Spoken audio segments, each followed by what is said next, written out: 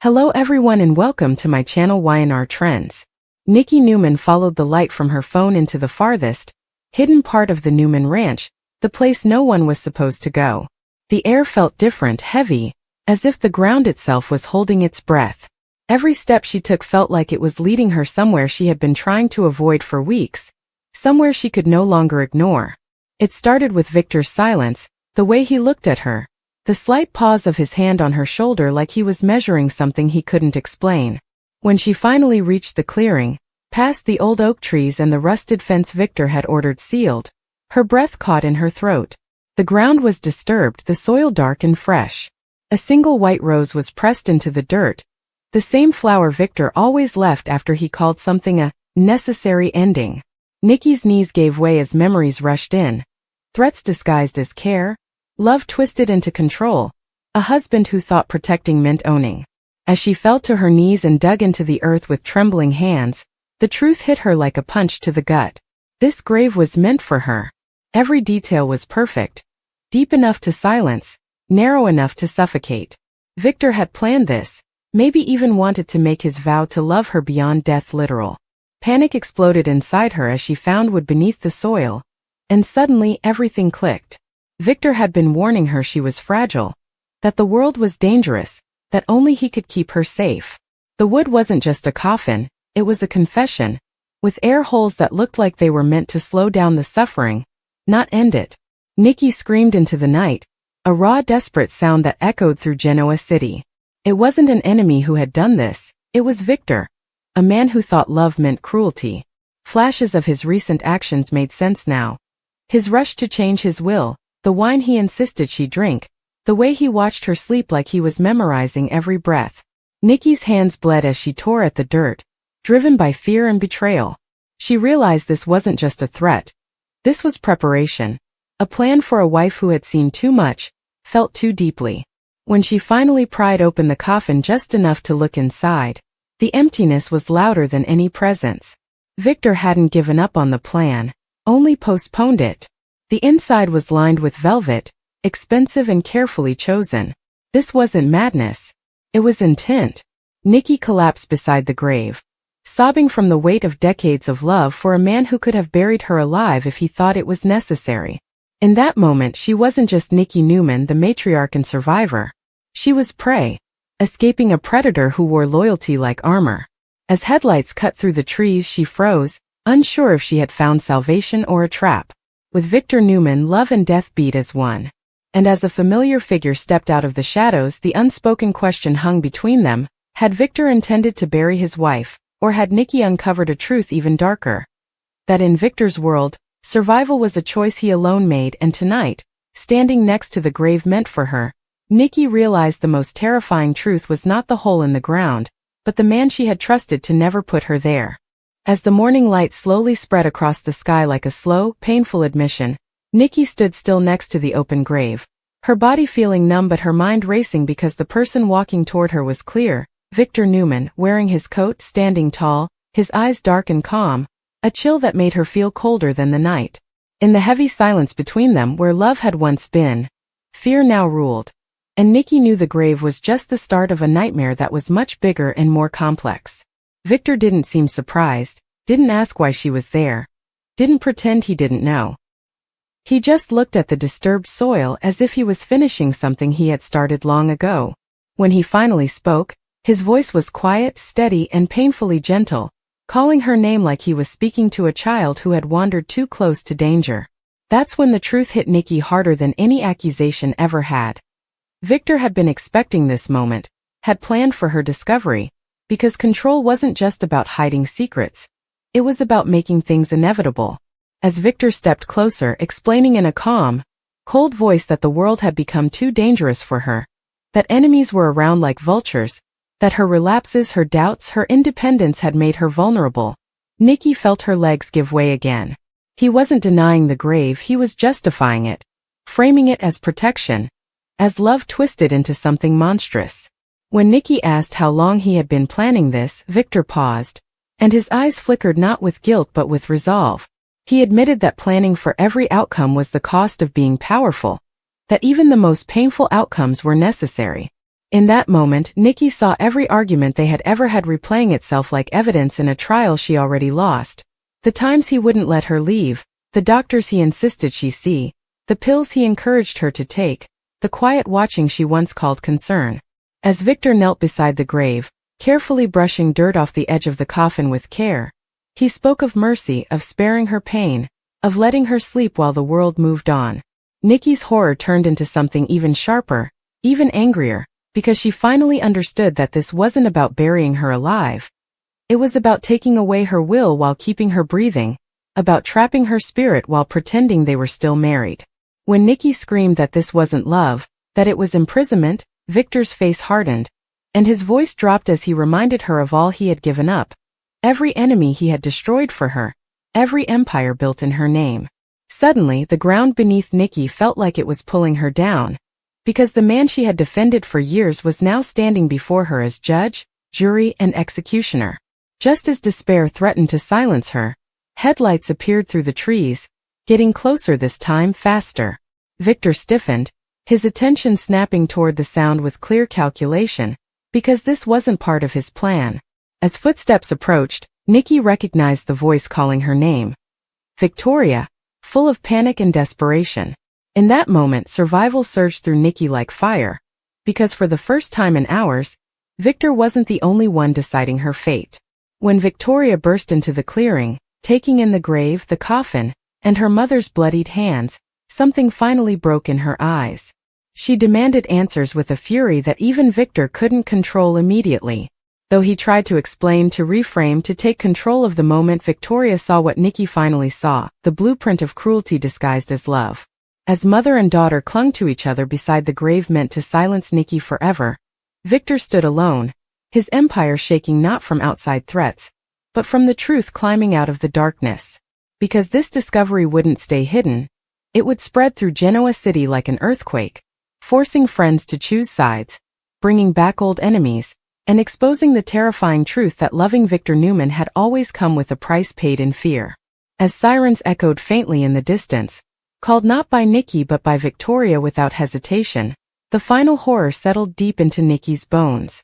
Even if she survived this night, even if she escaped the grave, she would never escape the knowledge that the man she loved had once stood over an empty coffin and decided her life was something he could plan an ending for. And that realization, more than any shovel of dirt, was what truly buried Nikki alive. As the sirens got louder and the thin idea of control finally broke, the next part of the story played out like a slow and painful coming of age. Victor Newman didn't run, didn't beg, didn't fall apart when his secrets were exposed. Instead, he fixed his coat, lifted his head, and got ready for a fight. Nikki watched in a way that felt like a gut punch as the man she once loved turned completely into the cold, calculating strategist who thought morality was just for people who couldn't handle real life. As Victoria stepped in front of her mother, eyes full of rage, Victor's voice cut through the noise with a serious and commanding tone, claiming it was all a misunderstanding, a mistake made in the heat of the moment.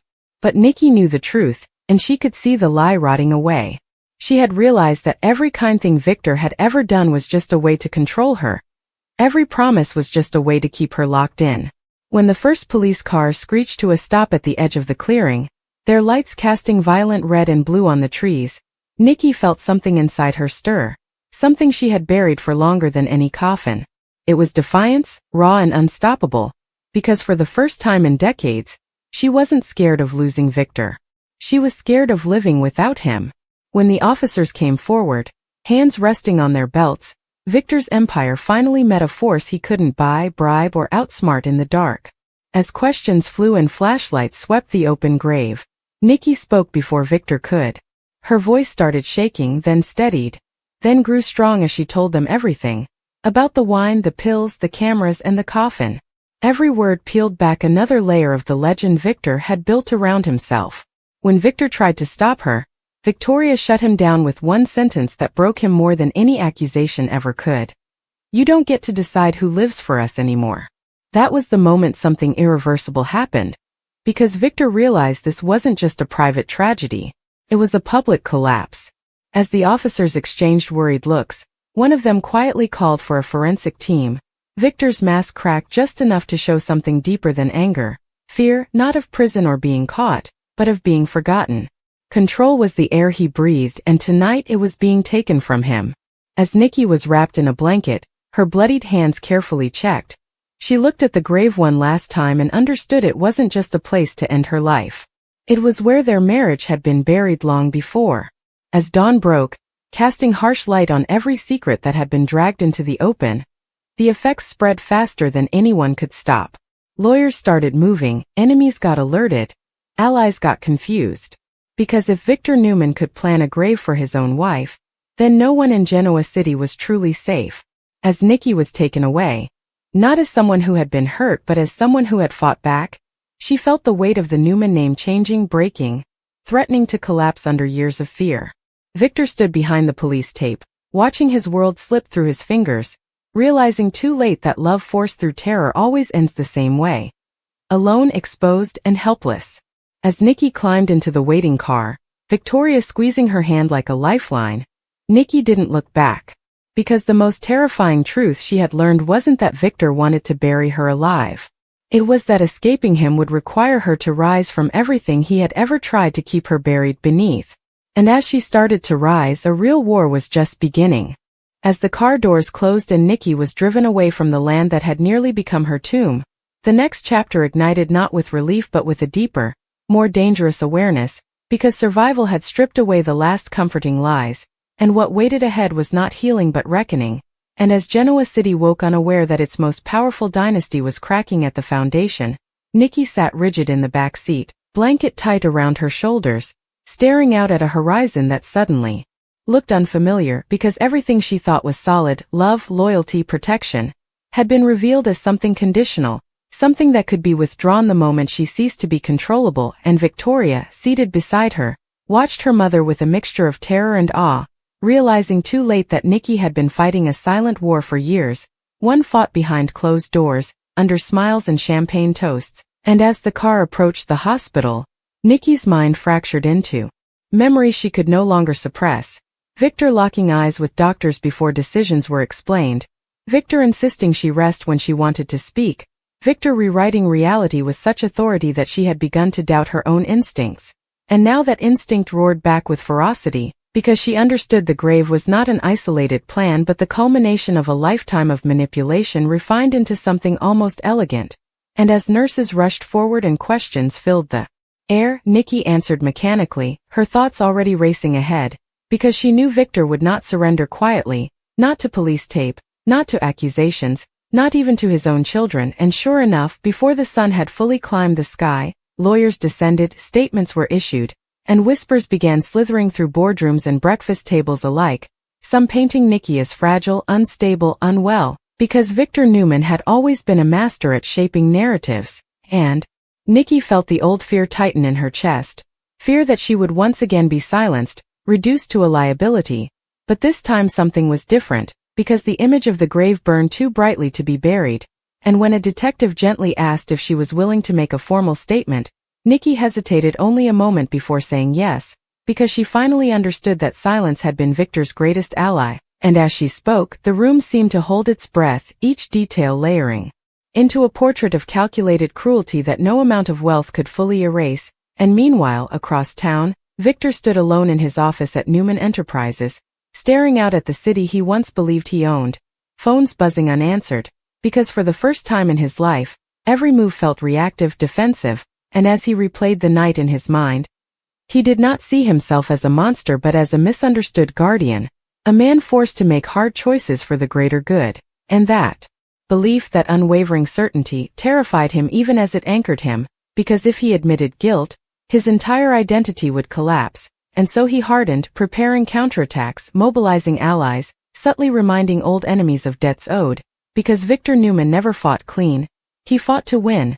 And as Victoria confronted him later that day, demanding he tell the truth for once in his life, he looked at her not with regret but disappointment, accusing her of betrayal, of choosing weakness over strength. And that accusation cut deeper than any raised voice, because Victoria realized her father would rather lose his family than relinquish control.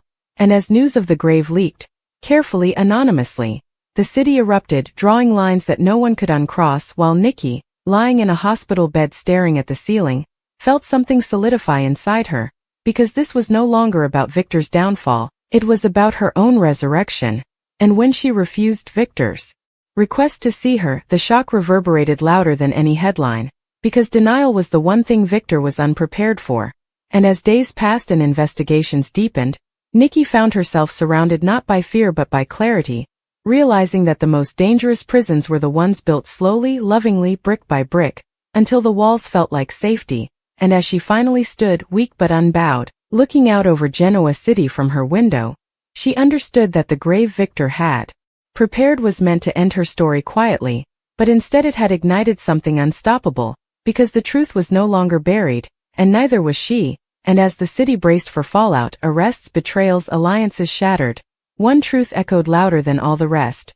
Nikki Newman had survived not just the grave, but the man who believed he had the right to decide her fate, and that survival was about to change everything forever.